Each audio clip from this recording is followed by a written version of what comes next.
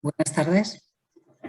Arratsaldeon guztioi. Bienvenidos a todos y a todas a esta sesión que desde el COP queremos dedicar a la ley de eutanasia, a la ley de regulación de eutanasia LORE. Os voy a comentar algunas cosillas previas porque no quiero que se me olviden. En primer lugar, que sepáis que la sesión se va a grabar, por lo tanto se colgará y podréis contar con ella, y la presentación que va a utilizar mi compañera Maite también estará a vuestra disposición en PDF en la página del Colegio de Psicólogos. Espero no tener que sufrir mucho porque tengo un problemilla de inestabilidad con mi wifi. Espero que no haya ningún problema técnico. Tenemos ahí a Iñaki que nos podrá echar un cable siempre que lo necesitemos. ¿De acuerdo? Recordaros también que tanto a través del chat como en vivo y en directo, si queréis hacer alguna pregunta a lo largo de la exposición podéis hacerlo libremente, que queremos que sea una exposición vívida en la que podamos plantear dudas que siempre surgen cuando conoce uno con exhaustividad las cosas, ¿no? y la ley concretamente. Vamos a llevarla a cabo, sobre todo la va a llevar a cabo Maite Sope Álvarez, compañera. Andrés, no me cambies el apellido. Perdón, Andrés Álvarez, perdón. Maite es de formación abogada, es jefa de la sección de Administración y Gestión del Hospital de Santa Marina. Además es vocal del Comité de Ética Asistencial de Atención Primaria de Vizcaya, es vocal del CEA de la OSI de Barrual de Galdacao, y es secretaria de la Comisión de Garantía y Evaluación de Eutanasia de Euskadi, con la que tengo el placer de compartir exhaustivas y profundas deliberaciones. No puedo evitar comenzar hoy hablando y pensando un poquito sobre ética. Dice Victoria Camps en su introducción a la historia de la ética que la historia de la ética es la historia del progreso moral, aunque a veces es cierto que la realidad se obstina en demostrar lo contrario. A día de hoy estamos insertos en una guerra, ¿no?, en Europa, que parece contradecir precisamente ese progreso moral. Dice Victoria Camps, frente a la tozudez de los hechos, solo cabe subrayar el valor de una ética viva.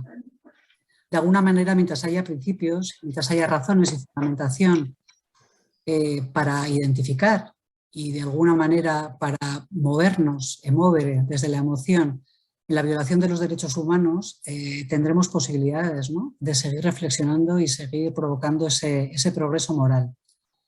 Sponville habla de realismo esperanzado. Probablemente sea un momento para adherirnos a ese si queréis, hasta cierto punto optimismo, porque es verdad que la humanidad es una gran generadora de problemas, pero también es una gran resolvedora de problemas, ¿no? Y en esa confianza, pues quizás sería bueno que nos situáramos esta tarde. Por favor, cerrad los micrófonos, acordaros de cerrar los micrófonos, ¿vale? Bien, si tuviéramos que identificar dos valores en los que pudiéramos rastrear nuestro progreso moral de nuestra cultura, estos serían la conciencia cada vez mayor de la autonomía de la persona como un valor absolutamente irrenunciable, y el otro sería la extensión de la dignidad a todos los seres humanos. Kant es un referente para todos nosotros con respecto a la dignidad, pero es cierto que hasta Kant la dignidad estaba sujeta a condiciones que debían presentar las personas, a conductas, incluso a su nacimiento, al lugar que ocupaban en la sociedad. Desde Kant, digamos que la dignidad sufre una especie de democratización y se convierte en algo ontológico, inherente a los seres humanos, a todos los seres humanos, independientemente de su condición. En Kant, el valor dignidad tiene al menos dos dimensiones importantes. Por un lado está el respeto a uno mismo y a los otros como seres humanos en condición de igualdad, y por otro lado está el hecho de que la dignidad no es posible sin la libertad, sin la autonomía de la voluntad. Tanto la igualdad como la libertad son valores que forman parte de nuestro constitucionalismo y que enmarcan los derechos humanos y otras iniciativas legislativas, y es verdad que recordamos que desde la Revolución Francesa como lema había tres, ¿no? Hace unos años, siempre lo cuento porque fue muy gracioso, hace unos años dando un paseo por Oporto, mi marido y yo nos encontramos con una pintada en la pared que decía Liberté, Égalité, Beyoncé. Hay que fijarse mucho para darse cuenta de qué tercera parte se nos ha ido cayendo por el camino, ¿no? Y bueno, seguramente tendremos que de nuevo rehidratarla y abrazarla. Bien, estos dos valores de la dignidad y de la autonomía aparecen en el preámbulo de la ley de regulación de la eutanasia en repetidas ocasiones. Como sabéis, todas las leyes tienen un preámbulo que suele ser muy interesante leerse, porque de alguna manera en el preámbulo el legislador dice por qué en este momento le parece importante legislar acerca de esa materia y de alguna manera da las razones por las que es bueno respetar esa ley, ¿no? En el preámbulo, la ley dice, la presente ley pretende dar, os leo textual, la ley pretende dar respuesta jurídica, sistemática, equilibrada y garantista a una demanda sostenida de la sociedad actual, como es la eutanasia. Y dice más adelante, la eutanasia conecta con un derecho fundamental de la persona constitucionalmente protegido como es la vida, pero que se debe conectar también con otros derechos y bienes igualmente protegidos constitucionalmente, como son la integridad física y moral de la persona, la dignidad humana, el valor superior de la libertad ideológica y de conciencia o el derecho a la intimidad. Cuando una persona plenamente capaz y libre se enfrenta a una situación vital que a su juicio vulnera su dignidad, su intimidad e integridad, como es el que define el contexto eutanásico, el bien de la vida puede decaer en favor de los demás bienes y derechos con los que debe ser ponderado, toda vez que no existe un deber constitucional de imponer y tutelar la vida a toda costa y en contra de la voluntad del titular del derecho a la vida. Cuando la ley define el contexto eutanásico, enuncia de alguna manera, adelanta un poco el articulado que desarrollará después y dice que el contexto eutanásico es una situación de padecimiento grave, crónico e imposibilitante o de enfermedad grave e incurable, que produce un padecimiento y un sufrimiento insoportable que no puede ser aliviado en condiciones que la persona considere aceptables. Maite lo explicará todo más adelante. La deliberación ética en torno al contexto eutanásico no pivota alrededor del valor vida, vida sí, vida no, porque la vida es un valor basal, tiene el valor de, digamos, de posibilidad de potencia para la realización del resto de los valores, sino que la deliberación ética evoluciona a la búsqueda del equilibrio entre una ética subjetiva, que puede llegar a ver la autonomía como único valor, y una ética que tiene una vocación más universalista, que se esfuerza por preservar otros valores igualmente relevantes, tratando de buscar, insisto, ese equilibrio por el que la defensa de unos valores no vulnere la de otros. Dice la Comisión Sociosanitaria de Comités de Ética de Euskadi, que elaboró un documento el 9 de diciembre del 20, que si no habéis tenido ocasión de consultarlo, yo os invito a que lo leáis, porque a mi juicio es un documento tremendamente fecundo. Dicen los compañeros que la dignidad, además de su vertiente ontológica, esa vertiente inherente, ¿no?, propia de los seres humanos, tiene una vertiente personal y subjetiva que llama dignidad ética y que se refiere al proyecto de vida que cada persona tiene y que va tejiendo de alguna forma con los valores que considera importantes, aquellos valores que estima importantes para su vida buena. No debemos perder de vista que el contexto eutanásico es una excepcionalidad y como tal nos obliga a una reflexión ponderativa en torno a los 4 valores clásicos de la bioética que los compañeros de la comisión explican estupendamente bien en el documento que os citaba. Hablan del del principio de no maleficencia, es decir, el no querer, no hacer más daño, que se refiere a hacer bien el trabajo de cuidado, un trabajo que tiene que ser de cuidado humanizador, aliviar el sufrimiento evitando la muerte prematura, es decir, poniendo todos aquellos recursos que la persona necesite y facilitando una muerte tranquila.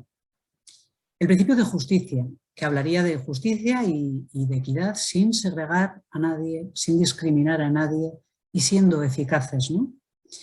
Y los otros 2 principios de beneficencia y respeto a la autonomía, que hablan de atender a las necesidades y los deseos que decíamos de la persona que atendemos, cuidándola y respetándola tanto en su autonomía como en su vida biográfica. Esta comisión de comités de ética de Euskadi elaboró al final unas conclusiones en las que resumía su posicionamiento y además daba algunas orientaciones que se tuvieron en cuenta y por lo que compete a nuestra profesión de psicólogos y psicólogas tiene importancia porque orientaban a la inclusión de profesionales de la psicología en el proceso, no solo para cuidar, digamos, de las necesidades psicológicas de la persona, sino para que se pudiera garantizar su autonomía. Se tuvieron, como os digo, en cuenta y en la Comisión de Garantía y Evaluación de Eutanasia estamos incluidos 3 profesionales de la psicología y una trabajadora social. Es decir, que nuestra comisión de garantía es en nuestra comunidad peculiar con respecto a otras porque tiene esa triple vertiente. Tiene una vertiente jurídica, una vertiente sanitaria, pero también una vertiente social.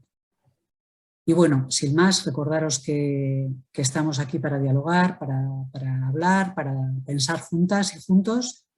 Y le doy paso a Maite para que nos explique la ley. Hola, buenas tardes a todas y a todos. Voy a compartir la presentación para que empecemos con la exposición.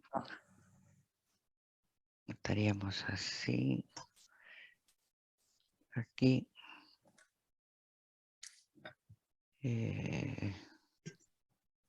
Ahora.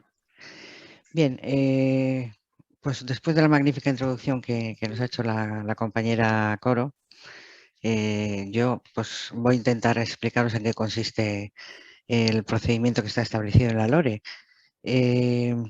Os he puesto un pequeño mapa aquí en el mundo para que veáis, pues bueno, en función de los diferentes colores, ¿no?, qué es lo que está aceptado y no aceptado en relación a la eutanasia en otros países. Pero bueno, a efectos meramente informativos, porque tenemos mucho por delante y tampoco quiero entretenerme. El marco legal, ¿no?, que es de la eutanasia en España, en principio fue publicado, como todos sabéis, pues en el BOE en marzo del año 2021 y entró en vigor el 25 de junio de ese mismo año, excepto el artículo 17, que luego veremos por qué se demoró, que entró en vigor no se demoró, perdón, entró en vigor el mismo 26 de marzo. En la disposición, como vemos ahí, final primera, es donde se despenalizan las conductas eutanásicas que anteriormente estaban penalizadas en el Código Penal, modificando el artículo 143, ¿no? La modalidad que existía anteriormente era, como veremos, con el delito de homicidio, como consistente en auxiliar al suicidio. Como antecedentes autonómicos, en la Comunidad Autónoma del País Vasco, en principio tenemos que destacar también la Ley 11/2016 de Garantía de los Derechos y Dignidad de las Personas en el proceso final de su vida, porque esta ley, en principio, es, digamos, el antecedente, ¿no?, muy importante en relación a la eutanasia como ley de muerte digna, que se conoce como ley de muerte digna. Ya que con esta norma se garantizan derechos del paciente a la hora de su muerte, diferentes deberes del personal sanitario en relación a esa muerte, acceso de los ciudadanos a cuidados paliativos, ¿no?, es una frontera importante en el tema también de la eutanasia. Se limita el esfuerzo terapéutico, se prohíbe el encarnecimiento médico. Y bueno, pues en principio el paciente tiene derecho a realizar declaraciones de voluntades vitales anticipadas y a que se respeten las mismas, ¿no? Esto es a nivel estatal es un avance muy importante. La regulación penal antes de la reforma, que tampoco me quiero detener mucho aquí, pues simplemente que supierais que con anterioridad se castigaban los supuestos de inducción al suicidio y cooperación con actos necesarios, aunque se atenuaban en un par de casos que, como veréis que están puestos ahí, pues si se sufría una enfermedad grave o bien la víctima se lo pedía al sujeto de forma expresa, seria e inequívoca, se atenuaban esas penas, ¿no? Aunque ya veis que bueno, se podía llegar a pedir incluso prisión de 6 a 10 años si la cooperación llegara a punto de ejecutar la propia muerte. Entonces, después de la reforma, lo que se viene a modificar, que es el numeral cuarto, se sigue manteniendo esa atenuación de penas, cuando la víctima sufra un padecimiento grave crónico imposibilitante, una enfermedad grave incurable, o bien cuando la víctima lo pida al sujeto activo de forma expresa, seria e inequívoca, pero, sin embargo, se añade un nuevo apartado 5, en el que se establece que se despenalizan aquellas conductas eutanásicas siempre y cuando se lleven a cabo cumpliendo escrupulosamente pues, lo establecido efectivamente en la LORE, ¿no? No incurrirá en responsabilidad penal quien causare o cooperare activamente a la muerte de otra persona cumpliendo lo establecido en la Ley Orgánica Reguladora de la Eutanasia. Por lo tanto, ¿cómo queda el marco legal de la estructura de esta ley? Os he puesto aquí un pequeño guión por si tenéis interés, pues para saber un poco cómo se divide, ¿no?, los capítulos de la ley. Como veis, en el primero se habla del objeto y del ámbito y las definiciones, que son muy importantes, esas definiciones, luego las veremos. En el segundo capítulo hablamos ya de cuáles son los requisitos que tiene que cumplir la persona que digamos, vaya a solicitar la prestación. Y en el capítulo tercero habla de lo que es el procedimiento que debe guiar pues bueno, a la intervención médica, los mecanismos de control previos y posteriores por parte de la Comisión de Garantía y Evaluación. Cuarto capítulo habla de garantías y medidas para asegurar esa prestación de ayuda. Y el quinto hablaría ya lo que es de la composición y funciones de la Comisión de Control y Evaluación, ¿no?, que tenía que crearse con este objeto en todas las comunidades autónomas. En cuanto a las disposiciones adicionales, bueno, pues he destacado alguna sí que es curiosa, pues en el sentido, por ejemplo, la destinada a certificar los que hayan utilizado la ayuda a morir. Ya sabéis que, bueno, en principio se va a considerar como fallecimientos de forma natural y, por lo tanto, pues bueno, se certifica como con esa naturaleza, independientemente de que luego la codificación vaya por otro lado, ¿no? También se habla, bueno, del establecimiento de la jurisdicción contenciosa administrativa para recurrir, de la obligatoriedad de elaborar un manual de buenas prácticas en un plazo concreto y, bueno, como decíamos, la despenalización del artículo 143.4. Ya pasando a las definiciones que aparecen en el artículo 3, he cogido, digamos, las más importantes, aquellas que nos van a dar una visión, digamos, de por dónde va el articulado de la ley, ¿no? Bueno, consentimiento informado, en principio, yo me imagino que no será desconocido, que es aquella conformidad libre, voluntaria y consciente del paciente, manifestada en pleno uso de sus facultades después de recibir la información adecuada para que a petición suya tenga lugar una actuación, ¿no? En este caso concreto, la de eutanasia. Como padecimiento grave, crónico e imposibilitante, que digamos que esta va a ser una definición muy importante, ya que es a la que nos vamos a tener que referir todo el rato a la hora de analizar una solicitud de eutanasia, hace referencia a las limitaciones que puedan incidir sobre la autonomía física y actividades de la vida diaria de una forma directa, ¿no?, que no permitan valerse al sujeto por sí mismo, así como la capacidad que tenga también de expresarse y relacionarse, y que lleven a su vez asociado un sufrimiento físico o psíquico que sea constante e intolerable para quien lo padece. Claro, aquí luego es donde va a venir la problemática, como ya veremos más adelante, pues efectivamente cuantificar, ¿no? O sea, ¿cómo se cuantifica? Es un sufrimiento físico, el físico todavía, pero el psíquico pues es bastante subjetivo, ¿no? También tiene que existir, digamos, probabilidad en estos casos de que esas limitaciones vayan a persistir en el tiempo sin posibilidad de curación o mejoría apreciable, ¿no? Este va a ser otro de los requisitos que hay que cumplir. Después aparecen, bueno, pues una serie de definiciones más de cara a los sujetos, es decir, qué es el médico responsable o qué se considera médico responsable, médico consultor y qué es la objeción de conciencia sanitaria. Pero bueno, que en este caso yo no le veo tanta dificultad porque, bueno, en principio el médico responsable, como vemos, en principio sería el que coordinaría la información y la asistencia sanitaria del paciente como interlocutor principal en todo lo que es su proceso asistencial, ¿no? El consultor, sin embargo, aunque tiene que tener formación en la patología que padezca el paciente, no puede pertenecer al mismo equipo del médico o médico responsable. Si bien este es un requisito que se puede llegar a atenuar en algunos casos, ¿no?, por la dificultad que puede existir en algunas comunidades autónomas con que tiene escasez de médicos precisamente. Y la objeción de conciencia sanitaria pues sería el derecho individual del profesional sanitario a no atender aquellas demandas de actuación relacionadas con la eutanasia que resulten incompatibles con sus propias convicciones morales, ¿no? La objeción, como vemos, es individual. En principio está prohibida el ejercicio de la objeción de conciencia colectiva. No se permite que se puedan realizar por hospitales enteros o por un ambulatorio entero, aunque ya luego en la realidad pues ya se han dado casos que como esto no es así, ¿no?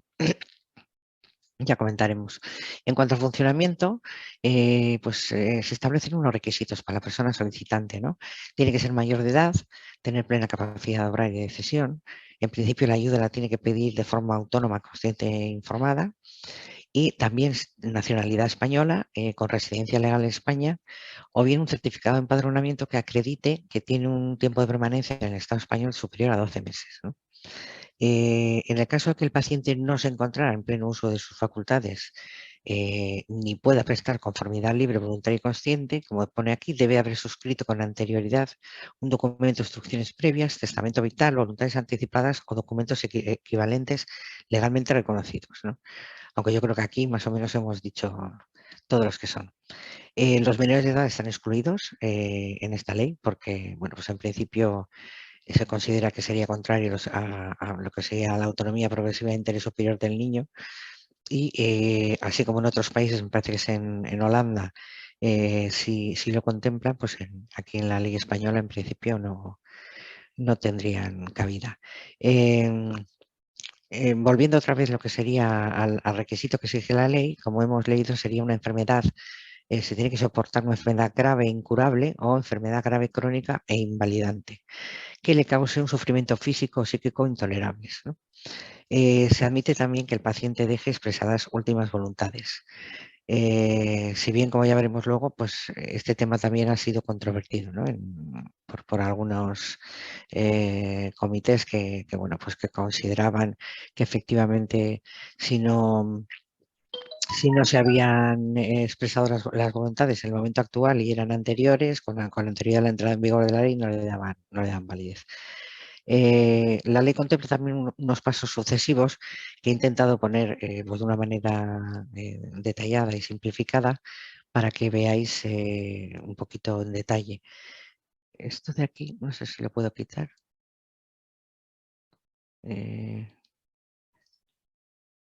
No. Iñaki, ¿estás por ahí? Nada. No sé si me está Sí, sí, estoy, escuchando. estoy, estoy por Ah, aquí, por aquí. Tenía el micrófono activado. Adelante, Maite, dime. no, es que quería quitar esto que tengo aquí, esta columna en negro. La columna que está en color negro, tendrás que ir arriba a la derecha a vista. Ahora, ya le he dado, ya. Vale, Eh, gracias. sí, Un pequeño fallo técnico. Bueno, los pasos, como decía, sucesivos que hay que seguir, en principio, es el proceso deliberativo que tiene que haber entre médico responsable y paciente, ¿no? ¿En qué consiste este proceso deliberativo? Pues hombre, la ley no especifica, pero sí que de alguna manera, pues bueno, buceando un poco en el texto y en diferentes modelos que han surgido tanto en la primaria como en la especializada, consiste pues efectivamente en una serie de preguntas que tiene que realizar el médico al paciente en cuanto a su voluntad de cuáles son los motivos que le llevan a solicitar la eutanasia, cuál es la relación que tiene familiar, cuáles son las limitaciones que tiene en la vida diaria, o sea, una serie se tiene que empapar digamos, de alguna forma y conocer cuáles son las circunstancias que rodean a la petición de eutanasia y a la situación del paciente, ¿no? Es decir, también tiene que analizar previamente la historia clínica del solicitante y tener todo claro en todo momento cuál es la situación, por lo menos diagnóstica y asistencial, ¿no? que le rodea al sujeto. Luego, en un segundo lugar, tiene que obtener, digamos, una decisión de continuar adelante tiene que haber una ratificación una vez que se produce ese proceso deliberativo o esas reflexiones entre médico y solicitante. Tiene que haber una reflexión, un periodo de 24 horas en el que ya con posterioridad el sujeto se tiene que ratificar en que quiere seguir solicitando esa prestación, ¿no?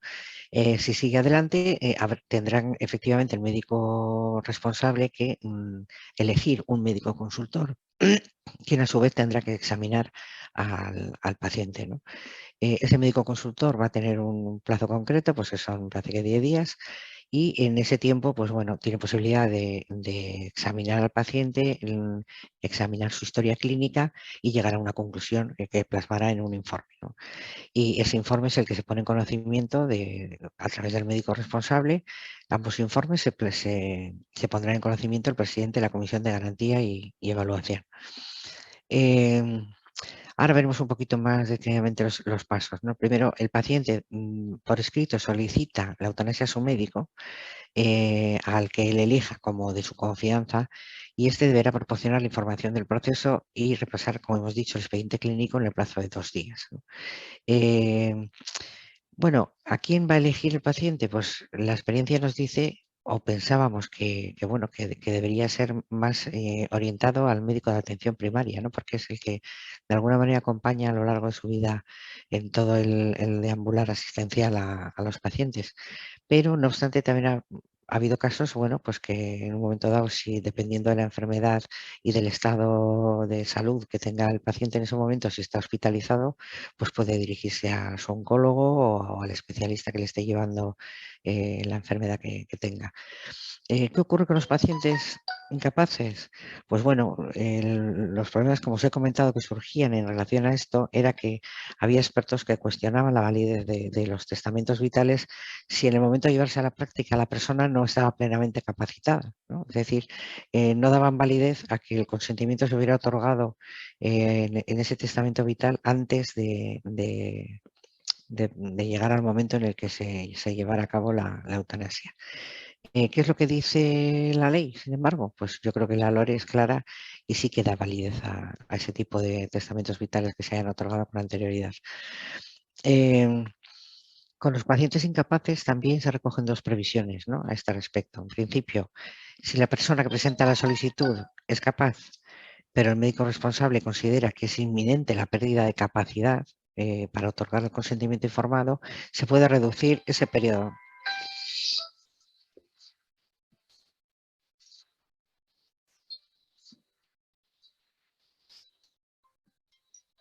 Jesús. Una pequeña interrupción, perdón. Se puede reducir ese periodo, como decíamos, que debe transcurrir entre las 2 solicitudes, ¿no? Y de lo que se debe dejar constancia en la historia clínica. Nosotros hemos tenido algún caso concreto ya en el que, un par de casos me parece, la médico responsable, pues en previsión de que estaba empeorando el estado de salud a grandes marchas forzadas, ¿no?, el estado de salud de la persona solicitante, pues decidió que acortaba ese periodo de 15 días y lo reducía a 4 o 5, justificando en la historia clínica porque ella pensaba que, bueno, pues que podía perder la capacidad, ¿no?, si empeoraba su estado de salud. Entonces, bueno, en relación a esto, la ley también contempla que si la persona se encuentra ya desde un principio en una situación de incapacidad de hecho, es decir, aquellos casos en los que el médico responsable certifique que el paciente no se encuentra en pleno uso de sus facultades, debe de haber suscrito con anterioridad, como decíamos, cualquier documento de instrucción previa, testamento vital, voluntad anticipada, en cuyo caso la eutanasia se practica conforme a lo que se disponga en dicho documento, con lo que la ley, en principio, sí otorga, como hemos dicho antes, no validez a esta situación. Junto con dicho documento también, la solicitud de prestación se puede presentar por toda persona mayor de edad y plenamente capaz, ¿no? Es decir, puede ser un familiar el que presente esa solicitud. Y en caso de no existir ningún familiar, incluso puede ser el propio médico responsable que le trata el que presente esa solicitud en nombre del paciente. Aquí, bueno, como decíamos antes, existe un documento de voluntades anticipadas otorgado con anterioridad a la entrada en vigor de la ley, en el cual ya se hubiera previsto la posibilidad de solicitar cualquiera de esas prestaciones que decíamos que están contempladas, deberán ser consideradas como válidas y ser cumplidas, ¿no? A pesar de que, bueno, pues hay comunidades autónomas, incluso como en el caso de la andaluza, ¿no? Andalucía creo que fue, que, bueno, pues empezó a decir, o emitieron un informe diciendo que no se daba validez a este tipo de documentos otorgados con anterioridad a la ley, y creo que también fue la Comunidad de Madrid, en el que, bueno, que decía que efectivamente les obligaba a los pacientes a que volvieran a ratificarse en un nuevo documento porque no entendía que no era válido. Como segundo paso, solo si 24 horas más tarde el paciente quiere continuar con el proceso, pues en principio el médico es cuando pide una segunda opinión a otro facultativo, ¿no? Que tiene, como hemos dicho, un plazo de 10 días para realizar este informe. Una vez certificado, se da traslado del informe al paciente, así como a la Comisión de Evaluación y Control, para que se realice un control previo durante un plazo de 7 días naturales, ¿no? Bueno, pues en estos 7 días naturales se supone que el presidente de la Comisión de Garantía y Control lo que hace es, pues bueno, designar a las dos personas, como decíamos, que serían un jurista y un sanitario, un personal médico, ¿no? Y en ese plazo de tiempo, en esos 7 días, deberían de verificar un informe favorable o no favorable a la solicitud. En cada comunidad autónoma, en principio, se tiene que crear, como decía la ley, en el plazo de 3 meses, una comisión de garantía y evaluación. Tiene que haber una composición, como dice la ley, pues multidisciplinar, ¿no? Tanto en personal médico como enfermería y juristas. Y en principio son los que tienen que, pues como decíamos, cuando hay una petición de eutanasia, designar a 2 miembros que van a ser un profesional médico y un jurista, que son los que de alguna forma verifican que se cumplan los requisitos previstos en la ley. ¿Cuál es la característica que tenemos en la Comisión de Garantía y Evaluación de Euskadi? Bueno, pues en principio somos 25 miembros, es decir, el mínimo que establece la ley son 7 y nosotros somos 25, porque se ha pretendido, pues como decía Coro, gracias también a los documentos que han hecho la Comisión Sociosanitaria de Euskadi y otros referentes, ¿no? Que era totalmente recomendable el introducir a gente de los comités de ética de Euskadi, de los diferentes comités de ética, comités de sociosanitario, no solamente personal médico y de enfermería, sino también, como ha dicho Coro, psicólogos y trabajadores sociales, y luego aparte pues los juristas, ¿no? Como se dice en la ley. Entonces la ventaja que tenemos es que bueno, que somos, digamos, un abanico bastante bueno, ¿no? Diría yo, está mal que yo lo diga, y que funcionamos de una forma pues fenomenal. ¿Por qué? Porque, bueno, nosotros no solamente nombramos a 2 miembros, sino que nombramos a 4, con lo cual, digamos que se enriquece mucho más las deliberaciones y los puntos de vista en relación a los casos que se analizan, ¿no? Las resoluciones desfavorables, como se ve aquí, bueno, se pueden recurrir ante la jurisdicción contenciosa administrativa en el plazo de 2 meses. Esta designación de 2 miembros, bueno, tampoco voy a ahondar mucho en este tema porque yo creo que ha quedado bastante claro. Un momento definitivo, ¿no? Nos encontramos ya en el momento en el que se ha establecido por parte de la Comisión que el proceso ha sido correcto y se emite un informe favorable. El paciente tiene derecho a elegir cómo quiere recibir esa ayuda, ¿no? Es decir, bien que el personal médico le administre directamente una sustancia o bien que le prescriban o le faciliten esa sustancia para que se la pueda administrar. El primer caso, en principio la ley establece que el equipo asiste al paciente hasta el momento de su muerte y sin embargo en el segundo tiene que estar, digamos, estableciendo una tarea de apoyo y observación hasta el momento en que éste fallezca, ¿no? Tiene que estar ahí para certificar la muerte. El momento final, pues bueno, en principio tiene consideración legal de muerte natural, como hemos establecido antes, independientemente de que cómo se codifique el CIE-10, y se puede realizar tanto en centros sanitarios públicos, privados o concertados, ¿no? O en el domicilio del propio enfermo en caso de que éste así lo quiera. Una vez realizada la eutanasia, el médico responsable tiene que remitir a la Comisión de Garantía y Evaluación toda la documentación del caso y también como trámite posterior 2 documentos, ¿no? Que serían, bueno, pues el primero, el que recopila... ¿Sí? ¿Perdón? Ya está, un micrófono que se había colado. Ah, Recordamos, por favor, que mantengamos los micrófonos en silencio. Disculpa, Maite, adelante. vale, bien, bien. Bueno, como decía, el primero recopila los datos del paciente, quiénes son el médico responsable y el consultor, el documento de instrucciones previas si lo hubiera y la identificación de la persona, ¿no? Y en el segundo ya se detalla el proceso con el tiempo transcurrido desde la petición de la eutanasia, descripción de la patología y del sufrimiento también, razones por las cuales se considera que no tiene perspectivas de mejora, información sobre si ha sido voluntario o si se ha visto que estaba, pues yo qué sé, influenciado por la familia o no, la reflexión realizada con el propio paciente y garantías de que no hubo presiones externas, ¿no? Serían un poco... en cuanto a la objeción de conciencia, ¿qué establece la ley? Pues bueno, pues que ese reparo que tiene que manifestarse por parte del profesional sanitario que no quiera participar en este proceso tiene que ser con carácter anticipado y por escrito. Es decir, solo lo podrán ejercitar quien participe de forma directa y con posterioridad se ha visto que también indirecta se ha hecho una ampliación. En principio, yo, tal y como está puesto en la ley, entendía que únicamente podían ser quienes participen de forma directa. Ahora sí que es cierto que se ha abierto la puerta y esa objeción de conciencia se permite también para los que tengan una participación menos directa. Se ha creado un registro por parte de la Administración Sanitaria, bueno, aquí también con la del Gobierno vasco, ¿no? Ha creado un registro confidencial en relación a donde se tienen que escribir los profesionales sanitarios que quieran objetar y no participar en ese proceso eutanásico.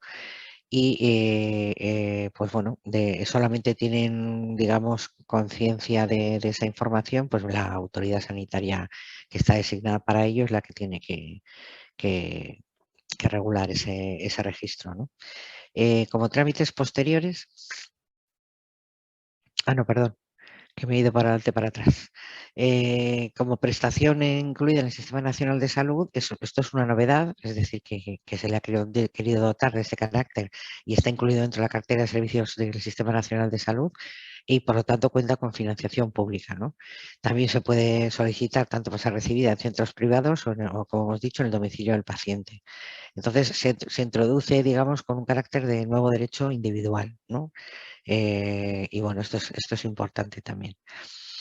El artículo 15 de la ley también, bueno, toca hacer una mención específica porque digamos que habla de la protección del derecho a la intimidad y la confidencialidad, ¿no? Obliga a los centros sanitarios que realicen esa prestación de ayuda tanto a adoptar las medidas necesarias para asegurar esa intimidad y esa confidencialidad en el tratamiento de los datos de carácter personal y también a que tengan que contar con sistemas de custodia activa de las historias clínicas de los pacientes, implantar, bueno, pues sistemas de tratamiento de datos y medidas de seguridad a nivel alto que están las previstas en la normativa vigente, ¿no? Para este tipo de datos de carácter alto. Como decía, la forma para llevar a cabo la eutanasia en principio se recoge de dos maneras, ¿no? La administración directa de una sustancia por parte del profesional sanitario competente y luego sería, en cambio, si no es esa, una prescripción o suministro al paciente de una sustancia de forma que él se pueda autoadministrar para causar su propia muerte, ¿no? ¿Cuánto dura todo este proceso que hemos comentado?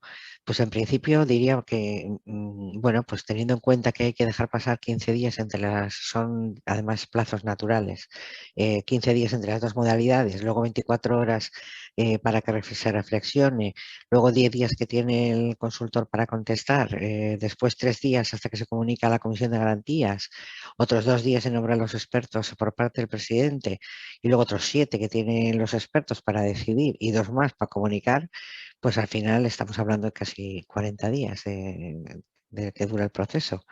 Si es positiva, pues al principio el presidente lo traslada al médico responsable y este es el que se encarga de comunicar al paciente, bueno, pues y de llevarla a cabo, ¿no? Pues como dice ahí, con el máximo cuidado y profesionalidad, con aplicación de los protocolos correspondientes y bueno, no hay para llevarlo a cabo no hay un plazo establecido en la ley. De hecho, en el manual de buenas prácticas del Ministerio se establece que se entenderá bueno, que más allá de no tendría validez, más allá si no se lleva a cabo en un plazo de 2 meses, ¿no? ¿Por qué? Porque la situación del paciente se entiende que puede variar en cuanto a capacidad y por lo tanto de una forma prudente pues lo han limitado, lo han acotado a esos 2 meses en los que si el paciente bueno, pues no lo tiene claro, se arrepiente, porque ya sabemos que en este proceso puede revocar su consentimiento en cualquier momento, bueno, pues no tendría validez una vez pasados estos 2 meses. Esto es algo que ha establecido únicamente el Ministerio, el Consejo Interterritorial de Salud, porque no existe en la ley, no aparece en la ley. ¿Cómo se forman las comisiones? Bueno, pues como decíamos antes, tienen que tener carácter multidisciplinar, contar con un mínimo de 7 miembros, ¿no? Que tiene que existir personal médico, juristas y enfermería. Eso es lo que más o menos especifica la ley. Cada una tiene que establecer un reglamento de orden interno elaborado por la propia comisión. También tienen que crearse y constituirse en el plazo de 3 meses. Bueno, pues como todos ya sabréis, en Euskadi pues ya hemos llegado a ese momento y lo hemos sobrepasado con creces, ya tenemos nuestro propio reglamento interno que lo nuestro nos ha costado bueno, pues hemos entrado en funcionamiento de cabeza porque hemos tenido bastantes casos. Yo había puesto aquí una serie de dudas y preguntas, pero bueno, que en fin, las leéis por si os iluminan, pero que no tienen por qué ser las vuestras. Después, sí que quería hacer una mención a la problemática de la capacidad, ¿no? En relación a los trastornos mentales graves y en relación a las demencias, porque bueno, pues efectivamente el documento que compartió en su día la Comisión Sociosanitaria y Comités de Ética de Euskadi venía a decir bueno, que existían dudas, bastantes dudas, ¿no? En relación a estos dos supuestos. Pues en el caso de los trastornos mentales graves, porque bueno, a la hora de valorar la capacidad de una persona con un trastorno mental puede existir, digamos, una situación complicada, ¿no? Sobre si ya una persona tiene un trastorno mental, puede considerar que tiene una capacidad a la hora de solicitar la eutanasia o estaría intoxicado por ese trastorno mental. Hay una imposibilidad de mejora que establece la LORE. Si yo como psiquiatra tengo que considerar que no se puede mejorar un trastorno mental en el tiempo, pues no. El sufrimiento sin expectativas de mejora, en principio, sería otro obstáculo, ¿no? Luego, tanto pues el estigma social que existe también con el tema de los trastornos mentales graves, las distorsiones cognitivas, pues todo esto ha hecho que de alguna forma pues bueno, pueda existir problemas a la hora de considerar capaces a las personas con trastorno mental, ¿no? En cuanto a las demencias, pues un poco lo mismo, es decir, tanto en relación a la capacidad, la previsión de situaciones, ¿no? ¿Qué hacer si se muestra contrario? Llega el momento, hay que aplicar la fuerza.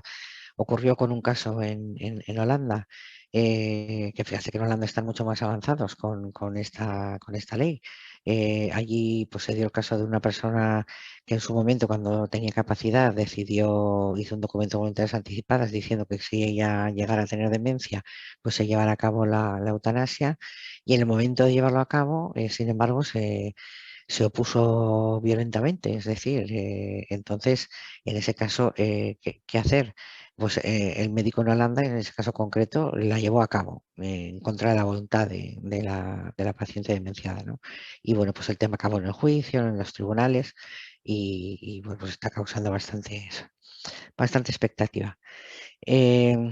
Los discapacitados, pues también, ha habido también una problemática en relación a la capacidad. Bueno, de hecho las asociaciones, ¿no?, de discapacitados españolas estaban en contra de cómo se había planteado en la ley este tema, ¿no?, porque pues de alguna forma pues tenían miedo a lo de lo que se ha venido denominando la vertiente resbaladiza, es decir, o sea, que al final se abría una puerta y que por el simple hecho de ser discapacitado y tener unas dificultades, unas limitaciones físicas o psíquicas, yo tenga que, o sea, se me abre esa puerta a la solicitud de eutanasia, ¿no? Son cosas que os quiero, pinceladas que os quiero dar, pues para que veáis que existen esos problemas. Luego tenéis aquí un resumen esquemático que, bueno, que si queréis no vamos a repasar porque es un poco todo lo que hemos estado comentando de una forma más esquemática para que vierais un poquito en resumen en qué consiste el procedimiento, ¿no? Entonces, si veis, es bastante intuitivo y se ve de una forma sencillita y fácil hasta que llega, bueno, pues lo que es a la decisión favorable o desfavorable y luego, pues como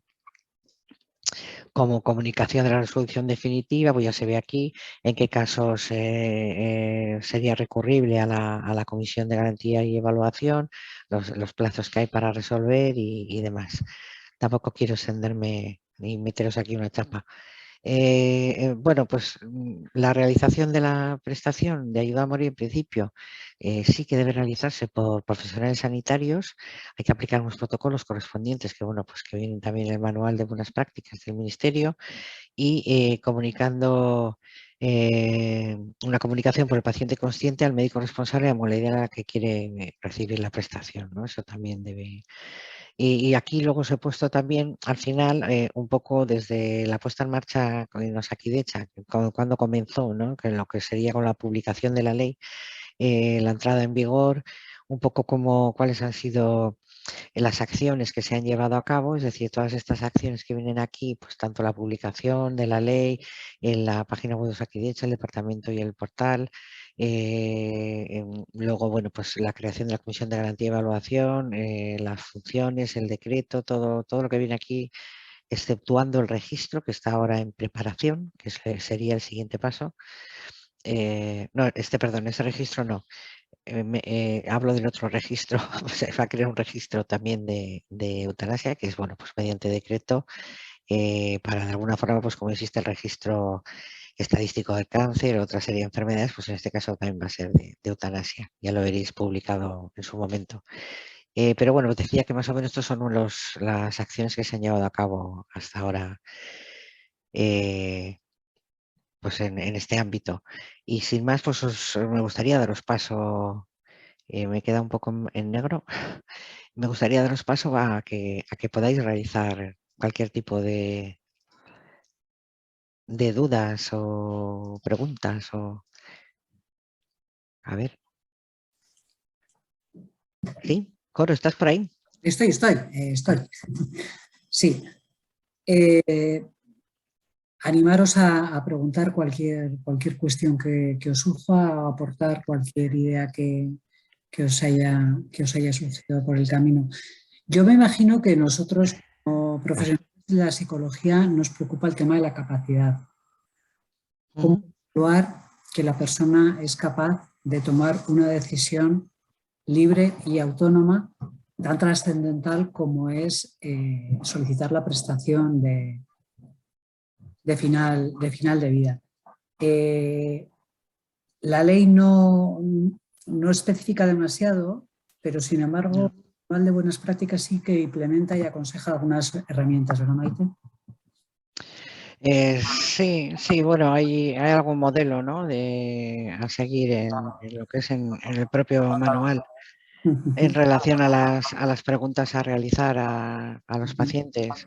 Pues como decía yo antes, o sea, es que al final cuando se habla de liberación con el paciente no es tanto entendido desde un lenguaje digamos, de comités de ética, como puede ser la deliberación de la que hablaba Diego Gracia, ¿no? O sea, yo creo que ahí se refieren más a otro tipo de deliberación.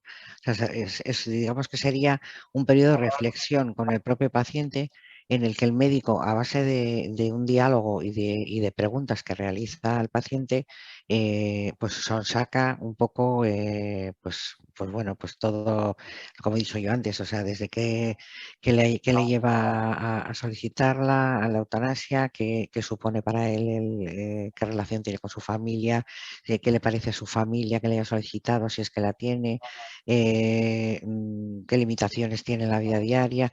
O sea, eso al final es todo, digamos, una base de información que nos va a llevar a un puerto, ¿no? Que es considerar si efectivamente el paciente tiene capacidad o no tiene capacidad para solicitar esa eutanasia. En la entrevista clínica se tienen en cuenta los criterios generales que son la capacidad de comprensión, Sí, capacidad de apreciación, el razonamiento coherente y la expresión del deseo. sí. El manual de buenas prácticas orienta hacia el Mini-Mental, pero también hacia la escala MacArthur, si es necesario precisar más, y también... Se habla de algunos tipos de test. Sí, y por supuesto la posibilidad de poder consultar con un experto, ¿no? si hubiera dudas. Sí, bueno, como lo que pasa que, bueno, el propio médico responsable, digamos que ahí lo tiene un poco más difícil. O sea, que decir, así como la comisión de garantía, sí que tenemos esa posibilidad de, ante la duda, poder citar a un experto en una materia concreta para llegar a una conclusión sobre una pregunta determinada. Los médicos responsables ahí están un poco más pues bueno, solos, ¿no? Por decirlo de alguna forma. Que es lo que les ha pasado a muchos médicos de primaria, ¿no? En Osakidetza, que de repente no sabían cómo tenían que actuar. Porque tampoco es que, digamos, ni la ley ni el manual digan de una forma sencilla, pues bueno, ahora tienes que hacer esto, luego tienes que hacer lo otro. Hablan de plazos, ¿no? Hablan de términos. Pero bueno, pues efectivamente, a la hora de determinar la capacidad de un paciente, al médico de primaria se le pueden plantear un montón de dudas, ¿no? Entiendo yo. Y de hecho ha pasado. Sí. Macu, pregunta. Sí, sabías que iba a preguntar, ¿no? Sí, bueno, tengo un par de dudas del proceso, pero luego un poco en esto que estabais hablando, un par de dudas del proceso es esto que has explicado de que hay médicos que de forma menos directa pueden objetar, ¿no? Y me genera la duda con respecto a personas que les puede llegar a estos médicos, ¿qué ocurre con estos médicos? Luego, en cuanto al proceso también me sorprende, o sea, lo que he entendido bien es que al final quien recibe el visto bueno no es el médico, es decir, no es el propio paciente, ¿no? Como que todo el proceso está mediatizado por el médico, ¿no? O sea, no es como una prestación que tú solicitas y a ti se te responde, no se te responde, ¿no? Eso he entendido. Y luego lo que me interesa más es, bueno, yo desde mi práctica clínica que trabajo con personas con discapacidad física, es decir, en principio y con los pacientes que yo trabajo, su capacidad volitiva, o sea, está asegurada. Y ya he encontrado un par de personas que empiezan a plantear a sus médicos la posibilidad de la eutanasia, ¿no? Y son personas pues, con enfermedades neurodegenerativas o quizás no muy neurodegenerativas, pero con mucho dolor, con ya desahucio a nivel de tratamientos, mejorías y demás. Y claro, mi pregunta es quién es su médico de referencia, porque esto ellos lo hablan, quién es su médico responsable, porque esto a veces ellos lo hablan con el psiquiatra, o lo hablan con el neurólogo, o lo hablan con el reumatólogo. Esta es la duda y verdad, luego esto que estabais hablando de qué es esa entrevista deliberativa, sí. Es decir, que eso es como un filtro también que el propio médico puede generar ahí, ¿no? ¿Y qué considera él como que es la primera entrevista deliberativa o no? ¿No? Bueno, por empezar por un orden, en relación a la objeción de conciencia de médicos de forma indirecta, bueno, que yo realmente ahí lo que tenía puesto era que participen de forma directa, ¿no? Se ha admitido de forma indirecta, me refiero a que, por ejemplo, no solamente participa el médico en el proceso eutanásico, también participa en enfermería, ¿no? El personal de enfermería. Entonces, claro, el personal de enfermería que incluso puede llegar a ser el que administre la propia inyección letal. Entonces, se entiende que también tendrían la posibilidad de objetar. A eso me quería referir. Por eso que me he expresado igual mal. Y en el caso de los médicos responsables que decías tú, por ejemplo, un paciente que tenga diferentes especialistas implicados en su enfermedad, ¿no? o demás, al final quien determina quién es un médico responsable es el paciente, es el que elige, porque él es el que hace la solicitud y se la hace a alguien concreto. Pues yo a mi psiquiatra, porque resulta que aunque mi enfermedad degenerativa es neurológica, ¿no? Pero resulta que con quien tengo más confianza es con no sé quién. O sea, quiero decir que con quien más a gusto me encuentro yo, o con quien más años lleva acompañándome en mi enfermedad, o bueno, al final es el paciente el que va a elegir. Entonces el médico lo que puede hacer es, pues bueno, declararse objetor, ¿no? Si no está conforme con esa solicitud que le llegue, y si no se declara objetor, pues en principio debería llevar adelante el proceso y empezar con esa deliberación. Entonces, bueno, no es que se trate de un proceso que al final es más bien médico. Lo que pasa es que sí que el que lo lidera, ¿no? Una vez que decide aceptar el caso, es el propio médico el que tiene que liderarlo hasta el final, ¿no? O sea, tanto a la hora de elegir médico consultor, a la hora de hacer bueno, la deliberación con el paciente, porque no hablamos solo de que yo te pregunto cosas, yo también te tengo que informar, yo tengo que estudiarme la historia clínica en un plazo de 2 días, si es que no me la sé ya, o sea, de antemano. Entonces, tengo obligación de informarte a ti de todo, de todos los aspectos que yo vea en esa historia. Tengo obligación de informarte también de la posibilidad de tener cuidados paliativos, si se te han ofrecido, si no se te han ofrecido, en qué situación te encuentras, si estás en casa con dolores o no. O sea, es que es todo un proceso, sí que lidera el médico responsable, sí. Pero luego digamos que el visto bueno no es únicamente bueno, hombre, que sí, obviamente él hace un informe, ¿no? Pero el médico consultor hace otro, quiero decir. Al final, al equipo de verificación nombrado por la comisión, pues hay 2 informes, el del médico responsable y el médico consultor, a menos que el médico responsable emita un informe desfavorable de inicio, con lo cual tiene que comunicárselo al paciente para que el paciente informarle de que puede recurrir a la comisión, y en ese caso se haría en deliberación en pleno por la propia comisión, ¿no? Maite, ¿puedes explicar un poco más en qué casos interviene en nuestro caso, ¿no? en nuestra comunidad? Sí. El equipo verificador y qué cuestiones van a pleno. Pues en principio el equipo verificador se nombraría en aquellos casos en los que hay informe favorable por parte del médico responsable, informe favorable por parte del médico consultor, y entonces es cuando se nombran los miembros del equipo verificador, que lo que hace es verificar si los 2 informes que le llegan favorables han cumplido con los requisitos que están previstos en la ley, y en caso de que así sea, pues el procedimiento sigue adelante. ¿En qué casos van a pleno? Pues en aquellos casos en los que hay un informe desfavorable por parte del médico responsable de inicio, con lo cual, si el paciente decide recurrir a la comisión, esa resolución tendría que ser emitida por el propio pleno, es decir, no por las personas designadas como equipo verificador, sino por la totalidad del pleno de la comisión. ¿Y en qué otro caso? Pues en el caso de que haya una discrepancia entre médico consultor y médico responsable, que también puede ocurrir, que uno emita un informe favorable y el otro no. En ese caso también habría que llevarlo a pleno, es decir, sería el propio pleno de la comisión el que decidiría cómo se resuelve la discrepancia. Y también el último caso ya de todos, en el caso de que el propio equipo verificador se divida y no sea unánime, digamos, tengan opiniones encontradas. Es decir, que una parte del equipo piense que es correcto y la otra parte del equipo piense que no. En ese caso también, en caso de una discrepancia entre el propio equipo verificador, sería el tercer supuesto en el que iría a pleno. ¿Me he explicado bien? No. ¿Se me ha entendido? No. Es el paciente el que, en el caso de haber discrepancia o que uno ve los dos facultativos o los dos.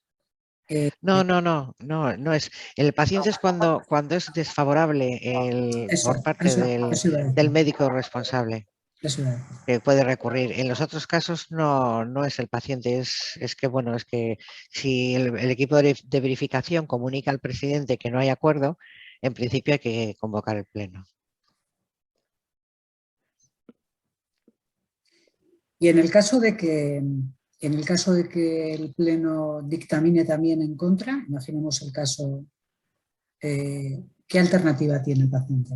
Pues recurrir a la jurisdicción contenciosa administrativa en el plazo de 2 meses, la vía judicial.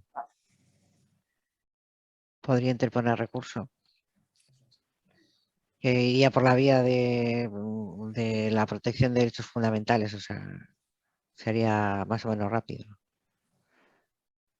Todavía no hemos tenido ningún caso. No. O sea que tan mal no lo estamos haciendo, digo yo. No sé, la chica que había preguntado, ¿le ha quedado claro? ¿Ha quedado claro, Macu? Sí, sí me ha quedado claro. Vale. Me quedan dudas de cómo las personas están siendo como informadas y asesoradas. ¿Me explico? O sea, esta es la duda que me queda. Ya. ¿Cómo a mí me están devolviendo estas personas? Porque hay una persona en concreto que ya ha hecho como varios intentos con su neuróloga de hablar de esto. Entonces también la neuróloga, lo de la objeción es un poco que se puede objetar de diferentes maneras, ¿no? La neuróloga le dice que, bueno, pues todavía no hay tratamientos, pero bueno, se está investigando, quién sabe si mañana puede haber un tratamiento. Entonces, bueno, pues esta persona se le calma esto, pero pues pasan los meses, otra vez tiene pues, una situación de mucho dolor o que de repente lo vive como y otra vez él lo vuelve a plantear, ¿no? Y también con otra persona me pasa lo mismo, pero lo plantea más con su psiquiatra, porque es un poco lo que tú decías, es el médico de referencia de más largo tiempo en su ciclo vital, ¿no? Sí, bueno, a nosotros nos han llegado a nuestro conocimiento varios casos, ¿no? De situaciones en las que hay pacientes que solicitan de una forma clara, es decir, que quieren hacer una solicitud de eutanasia, y entonces los profesionales sanitarios que están alrededor se hacen un poco los locos, ¿no? Pues porque como no les interesa verse involucrados en el proceso, y bueno, pues ya se ha dado alguna situación en la que bueno, también se le ha intentado demorar y intentado como convencerle de que no la pida, de que tal, de que cual. Pues me imagino que esas situaciones al final es por miedo también, o desconocimiento de la ley. O sea, Y también yo creo que es innegable que a pesar de que la ley de autonomía del paciente ya tiene unos años de recorrido, todavía hay médicos y médicas a los que les cuesta asumir sí. que el paciente pueda negarse a recibir un tratamiento. Sí, bueno, como el rechazo al tratamiento y todas estas cosas, es que en principio todavía somos muy paternalistas en muchos aspectos. Entonces hay médicos que no lo pueden admitir todavía, que sea el propio paciente el que pueda decidir pues que quiere morir, que no aguanta más y ya está. Uh-huh. En nuestro contexto de discapacidad en el que trabajamos, Macu y yo, hablando con algún profesional de neurología y de rehabilitación, sí que me expresaban, a la luz de la ley, que de alguna manera lo viven como un fracaso profesional. Me explico. Toda una carrera y toda una vida tratando de paliar el daño, tratando de rehabilitar, y de repente se encuentran en otro escenario en el que tienen que asumir y deben asumirlo, y lo decían desde una perspectiva ética impecable. Tengo que asumir que la persona está viviendo con sufrimiento. Sí. Tengo la obligación moral de plantearle un proyecto de vida en presunción de mejoría, pero la persona está sufriendo de tal manera que me dice que no quiere. Ya. Nosotros No, también no es tenemos que fácil. hacernos un reseteo, ¿no? En nuestra propia manera de cuidar, ¿no? Sí, bueno, yo creo que es lo que toca un poco a todos, ¿no? O sea, hombre, también aquí, por ejemplo, en Santa Marina, pues se han tenido que poner un poco las pilas, como porque aquí pues la planta de cuidados paliativos, ¿no? Es famosa. Quiero decir que el enfoque que tienen es completamente opuesto bueno, aunque no es incompatible, ¿no? Pero digamos que ellos lo que procuran es que en todo momento pues que evitar el sufrimiento del paciente, que hay unas medidas de confort, qué tal, o sea, para evitar precisamente pues el que pueda llegar alguien y decir pues yo me quiero morir, ¿no? Es un poco lo que yo decía antes en el proceso deliberativo desde la ética, ¿no? Evitar el sufrimiento poniendo todos los recursos posibles, pero aún así va a haber personas que a pesar de Sí. cuidados paliativos, desde su propio proyecto de vida y de vida buena, no. Es que el sufrimiento puede ser psíquico también, es que es eso, que no hablamos ya de sufrimiento físico solo. Entonces el psíquico, ¿cómo te cuantifico yo a ti? ¿Cómo yo decido que tú no estás sufriendo lo suficiente? En fin, tendré que aceptar lo que tú me estás diciendo, ¿no? Ana Pérez tiene levantada la mano. ¿Quieres intervenir? Sí, buenas tardes. Lo primero, dar las gracias por la charla, porque me está gustando mucho, me está resultando muy útil. Muchas gracias. Yo hablo de Gran Canaria y quería decirles, ¿no?, que llevamos mucho tiempo trabajando con los médicos. Yo trabajo para oncología y cuidados paliativos como psicóloga, entonces llevamos mucho tiempo trabajando con los médicos desde bioética, ¿no?, desde que entiendan efectivamente eso no tiene que ir en paralelo. No solamente es la ley, sino además tienen que Sí, entender que los seres humanos somos capaces de decidir, ¿no? Lo primero que hacen al dar un diagnóstico, si el paciente se niega a recibir tratamiento, normalmente por el impacto del diagnóstico, además trabajamos con ellos la comunicación de malas noticias, lo primero que hacen es decir que hable con la psicóloga, ¿no? Ellos asumen que uno no puede de partida tomar esa decisión, esa es la realidad. Entonces, pues esto es un caminito que hay que ir trabajando, porque también tenemos que ser conscientes que necesitamos un cambio de criterio, ¿no? No solamente la ley, sino para que nos objeten, para que entiendan, ¿no?, que las personas pueden decidir de manera voluntaria, porque como bien dicen ustedes, como objetivamos el sufrimiento emocional. Entonces, sí. tiene que ir a la par. Muy bien que sepan la ley, pero también que entiendan lo que es la autonomía del paciente, la bioética, la capacidad de decidir, ¿no? Amén del desarrollo de los paliativos y todo eso, pero considero que lo mejor sería ir eso en paralelo, era lo que quería decir. Sí, es que además bueno, hay casos que son muy difíciles, porque el paciente te está transmitiendo que tiene un sufrimiento físico, psíquico, unas limitaciones que lo tiene súper claro, o sea, pero, por ejemplo, si tiene pues algún tipo también de dependencia o porque puede ser a opiáceos o lo que fuere, al final la voluntad ahí se ve de alguna forma interferida, ¿no? O sea, y dices, ¿le puedes dar validez a lo que está diciendo? No, no es fácil, ni para tan siquiera gente, pues bueno, que se dedica, digamos, más habitualmente a examinar causas de incapacidad o de capacidad, no es nada fácil la tarea. Pero bueno, tenemos que intentarlo, ¿no? Estamos en el camino. El compañero Ignacio Gómez nos pregunta si hay algún estudio en España o en el extranjero. Sí, he leído la pregunta, lo que pasa es que no lo acabo de entender muy bien. Era en relación a... A la solicitud de eutanasia y el suicidio. Yo tampoco acabo intuyo por dónde va, pero no. Si la quieres matizar, Ignacio, por favor. Sí, en estas situaciones, si hay resistencia por parte de los sistemas sanitarios, si se alarga en el tiempo, si no se accede a lo que... Si hay una relación que puede evocar al suicidio de estas personas que han solicitado y al final terminan diciendo, mira, pues lo hago yo. Bueno, sí, ha habido un informe en el Parlamento Vasco a final de año que hizo la consejera ante los parlamentarios, en los que dio una serie de datos, de la información que se maneja tanto a través de Osakidetza como a través de la propia comisión, y el viceconsejero y ella informaron sobre bueno, las solicitudes que había habido, las que se habían llevado a cabo, las que habían fallecido antes de poder llevarse a cabo, bueno, todo este tipo de datos, ¿no? Y luego también, como he mencionado, está en elaboración ahora lo que sería un registro que va a ir en paralelo con un registro estatal, ¿no?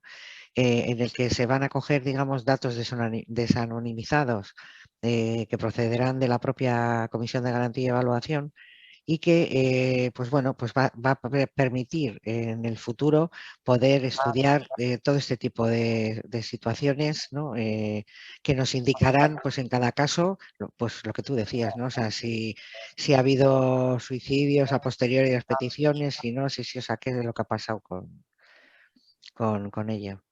Muchas gracias. No sé si te sirve. Bueno, es lo que hay. Sí, Gracias. sí.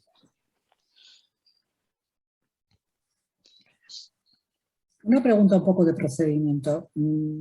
¿Puedo solicitar la prestación en otra comunidad autónoma diferente a la mía, en la que resido? Pues si no cumples la... No sé, yo en principio entiendo que no. Entiendo que en principio sería competente cada comunidad, o sea, cada comisión de garantía tiene que ser competente en la comunidad autónoma en la que está. Entonces, si yo no tengo mi residencia, mi domicilio en esa comunidad autónoma, no cumpliría con ese requisito, ¿no? Entiendo yo.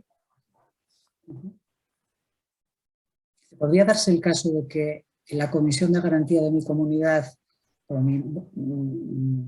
diga desfavorable y me pueda ir a otra comunidad? No, ¿verdad? Yo creo que no, vamos, no debería de darse esa situación. No digo que no vaya a darse, porque claro, la gente al final puede intentar presentar su caso en una comunidad y luego irse a vivir a otra porque cree que allí puede ser más fácil, ¿no? Que le digan que sí. Pero no sé cómo se podría evitar esa La ley no situación. articula nada en relación a eso que yo sepa, ¿verdad? No, no me suena. Y No tampoco me me suena que suena que tengas diga nada. que diga explícitamente que tengas que solicitarla en la comunidad autónoma en la que tú residas o estés.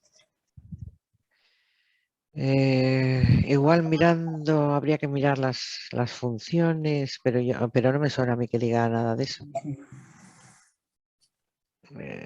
No. Se me acaba de ocurrir, ¿eh? Ya, no, pues sí, está muy bien que se te ocurra porque está pasando. O sea que Sí, por eso, porque me ha quedado un eco por ahí. sí, pero no sé cómo se resolverá en un futuro. Que eso no ocurra, porque claro, bueno, sí, quiero decir que por mucho que venga el paciente aquí, los médicos que va a tener aquí, en principio no son los que le han tratado allí, tampoco, ¿no? Uh-huh. No sería tan fácil que un médico de aquí que no conoce de nada a un paciente que acaba de llegar fuera a aceptar ser el médico responsable de esa petición. Macu, Y además, si hay alguna resolución emitida por otra comisión de otra comunidad autónoma, en algún sitio tendrá que quedar también constante. en la propia historia clínica del sujeto, ¿no? Porque eso Ahí tiene que al quedar, final se refleja en la historia clínica. tiene que estar en la historia clínica. Uh-huh. Sería otra posibilidad. No sé. Uh-huh.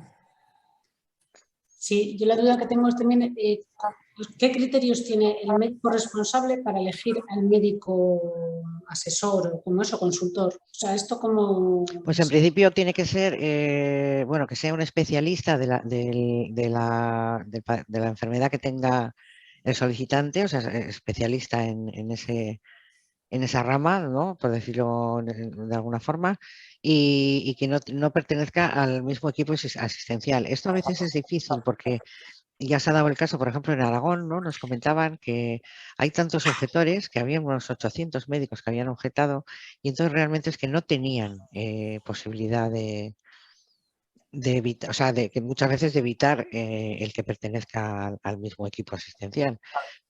Aquí, por ejemplo, en Sakidecha, pues se ha dado la circunstancia respecto a OSIS, ¿no? Que es decir, que Yo creo que tiene que ser equipo asistencial, porque ya no puedes decir, a ver, que no pertenezca a la misma OSI, pues entonces ya te tienes que ir a otra OSI distinta. Entonces me parece excesivo. Yo creo que con que no sea del mismo equipo es suficiente. Sí, pero por ejemplo, la unidad de ELA, el neurólogo de la unidad de ELA, pues es que Sí. la unidad de ELA hay una unidad de ELA, no hay tantas, ¿no? Ya. Pues, Al final va a ser otro especialista de la unidad de ELA, ¿no? no, pero yo me imagino que sí habrá. Pero no tiene por qué pertenecer a su equipo asistencial, aunque sea de la misma unidad. Ah, bueno, que no la haya visto nunca, ¿no? Sí, bueno, eso es a lo que me refería. Equipo asistencial al final es quien le está tratando Vale, en vale, ese momento. vale.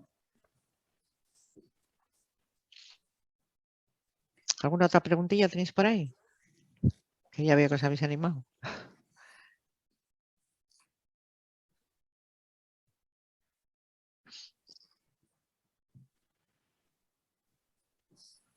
Bueno, pues si no hay así más cuestiones, pues me alegro mucho de haber participado en la charla bueno, de haber tenido a Coro de compañera que me ha hecho tan buena introducción y tan buenas preguntas.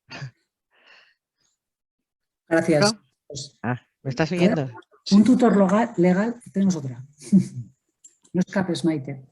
Un tutor legal Uy, se me ha ido. ¿Puede oponerse a la decisión de una persona con demencia? Bueno, pues en principio eso lo ponía yo en las dudas que hemos pasado así antes más corriendo. Entonces, en principio, el tutor legal, si en el momento en el que la persona con demencia, bueno, claro, estamos hablando, depende, si tendría un documento de voluntades anticipadas, no podría oponerse, entiendo yo. Es decir, hemos hablado de la situación en la que el tutor legal puede solicitar en nombre de un incapacitado la eutanasia siempre y cuando exista un documento de voluntades anticipadas previo, que fue otorgado con anterioridad a que perdiera la capacidad. Entonces, en este caso entiendo que no podría oponerse. Si está, digamos, contemplado en el documento de voluntades anticipadas y ese documento está bien hecho, ¿no? Y en ese documento se dice que llegada una circunstancia concreta, pues la persona quiere solicitar la eutanasia. Bueno, pues es muy interesante eso, ese supuesto. Espero que no nos llegue. Nos pregunta Ignacio cuántos casos o solicitudes se han dado en nuestra comunidad y en el Estado hasta el día de hoy. Hoy en el Estado no tengo ni idea. Y nosotros sabemos lo de aquí. Pero bueno, casos, pues en principio solicitudes decían que, Coro, igual te acuerdas tú, porque no coincidía, ¿no? Con los que nos habían llegado a nosotros, con los que realmente se habían Eso iniciado. es, No sé si eran 38 por ahí. las que se contemplaban que se habían iniciado, pero realmente casos como tales llegados a la Comisión de Garantía y Evaluación, nosotros teníamos constancia de unos 14 o así. Sí. Es decir, eso significa que o bien no siguieron adelante porque cambiaron de opinión, o bien porque me parece que no sé si fueron 3 o 4 personas fallecieron durante el proceso y el resto, pues bueno, son los que nos han llegado. Bueno, y que muchas veces es eso, que se inician en las OSIs, ¿no? En los Akidecha, y a nosotros no nos llegan, pues por diversos motivos, no sé. Por eso no coincide. Es verdad que la ley es muy joven y que hemos empezado a funcionar hace nada y vamos haciendo narrativa y de alguna manera vamos construyendo casuística porque hay cantidad de cuestiones que van surgiendo sobre la marcha, ¿no? Sí, que no están contempladas en ningún lado. Eso es. Eso es. Entonces, pues al final, bueno, pues no toca otra que darle vueltas y decidir.